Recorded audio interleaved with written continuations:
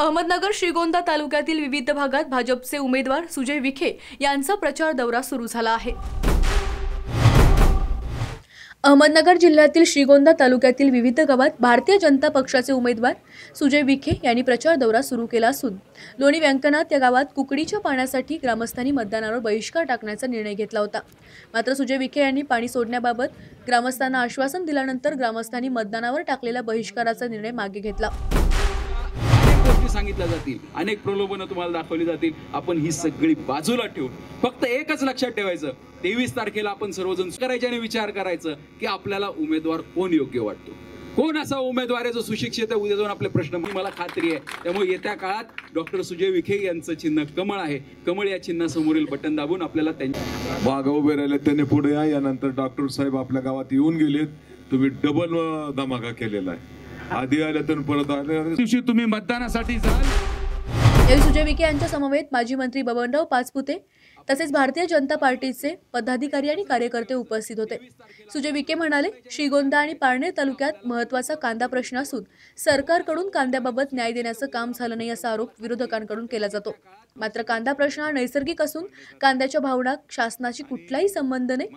अतिवृष्टी झाली की मोठ्या प्रमाणात कांदा लागवड होते आणि दुष्काळ पडला की कांदा उत्पादनात मोठ्या प्रमाणात घट होते। लोकसभेत प्रश्न मांडण्यासाठी मोठा अभ्यास करावा लागतो, तसेच इंग्रजीतून भाषणही करावं लागतं असा टोला विखे यांनी लगावला आहे। लोकसभेच्या उमेदवाराच्या बाबतीत मांडले जातात आणि मला कधी कधी हे जे काही समोरचे भाषण केले, समोरच्या राष्ट्रवादी काँग्रेसच्या आमच्या मित्रांनी जे काही भाषणामध्ये उल्लेख केला, सभेमध्ये उल्लेख केला की भारतीय जनता पार्टी शेतकरी विरोधी पार्टी आहे, भारतीय जनता पार्टीने शेतकऱ्यांच्या विरोधात त्या ठिकाणी निर्णय केला, कुटुंब उद्ध्वस्त झाले, या सगळ्या गोष्टी मी फक्त ऐकून घ्यायची भूमिका घेत होतो। आणि ही भूमिका मांडत असताना मला आश्चर्य या गोष्टीचं वाटतं की श्रीगोंदा तालुका असेल, पारनेर तालुका असेल, सगळ्यात महत्त्वाचा प्रश्न जो ते मांडतात ते कांद्याचा आहे। की कांद्याच्या प्रश्नाबाबतीत शेतकरी उदासीन आहे, कांद्याच्या प्रश्नाला न्याय देण्याचं काम या ठिकाणी सरकारकडून झालं नाही। पण तुम्ही जर सुज्ञ शेतकरी आहातच, पण एक इतिहासाचा जर विचार केला तर ज्या पक्षाचे यांचे नेते आहेत, जे आज या ठिकाणी शेतकऱ्यांचे कैवारी म्हणून भाषण करतात, यांच्यावरच लोकांनी कांदे फेकून मारले होते। 2 रुपयाचा कांदा झाला होता तेव्हा नाशिकला। मग तेव्हा कांद्याच्या भावाच्या बाबतीत का नाही बोलले बाबा?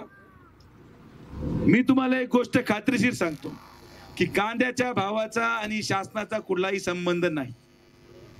ते राष्ट्रवादी काँग्रेस असो किंवा भारतीय जनता पार्टी शिवसेना असो, कांद्याच्या भावाचा प्रश्न हा नैसर्गिक आहे। आता दुष्काळ पडलाय, आपल्याला पाण्याच्या प्रश्नाचं गांभीर्य माहिती आहे। आता दुष्काळ पडायला जसं पाण्याची पातळी खाली जायला लागलेली आहे, कांद्याचे भाव वाढायला लागले। मग आता भाषणामध्ये म्हणा की कांद्याचे भाव हे भाजप सरकारमुळे वाढले, असं म्हणणार नाही। कांदा हा एक नैसर्गिक पीक आहे। अतिवृष्टी झाली तर त्या ठिकाणी कांद्याची लागवड मोठ्या प्रमाणात होणार आणि त्या ठिकाणी भाव खाली जाणार। दुष्काळ पडला तर कांद्याची उपलब्धता कमी होत असल्यामुळे त्या ठिकाणी एक्सपोर्टमध्ये मोठ्या प्रमाणात कांदा हा आता एक्सपोर्ट व्हायला सुरू झालाय। नाबार्डने त्याची तरतूद केली, त्यामध्ये नाबार्डच्या माध्यमातून त्या ठिकाणी अनेक भागांमध्ये या देशामध्ये आता कांद्याची मागणी वाढली आणि आता कांद्याचा भाव वाढला। मी तुम्हाला एक गोष्टीची खात्री देतो की त्या ठिकाणी तुम्ही मला जर लोकसभेमध्ये काम करायची संधी दिली तर एक ठिकाणी आपल्या देशाचे पंतप्रधान हे नरेंद्र मोदी होणारच आहेत, त्या बाबतीत कुठली शंका नाही। भारतीय जनता पार्टी आणि मित्र पक्षाचं सरकार येणार आहे, या बाबतीत कुठली शंका नाही। पण तुम्ही जर मला खासदार म्हणून त्या ठिकाणी निवडून दिलं तर या कांद्याच्या हमी भावाबाबतीत शाश्वत हमी भाव, जसं आपण साखरे बाबतीत 3100 रुपये भाव निर्यात फिक्स केलाय, 3100 रुपयाखाली साखर विकता येत नाही, त्याच पद्धतीने कांद्याचा भाव एक ठराविक रकमेला फिक्स करून केंद्र शासनाला आपण ते परिपत्रक काढण्यासाठी बंधनकारक करू, हा शब्द सुजय विखे तुम्हाला या ठिकाणी देतो। मग अतिवृष्टी झाली तरी चालेल, सर्फी लावून पाणी सोडलेलं आहे। आमची गाववाली त्यासाठी आले पाणी सुटले काय काळजी करू नका, गावाले तुमच्या गावात सांभाळा। मागच्या वेळेस गोठाळा झाला होता, गोठाळा काय करू नका। सगळ्यांनी एक दिवशी काम करा, डॉक्टर सारखा आपल्याला सतत खासदारकीचे सहकार्य मिळालं नाही. आमदार आपण करत राहिलो पण खासदारकीचं सहकार्य मिळालं नाही. यावेळेस खासदारकीचं चांगलं सहकार्य मिळेल. कुठे अडचण येणार नाही. तालुक्यातल्या ज्याच्यावर जी जबाबदारी आहे त्याने ती करा आणि अडचण येणार नाही. बरोबर आहे का नाही साध्या? गणेश राठोडसह सौरभ गायकवाड, SPN मराठी, अहमदनगर.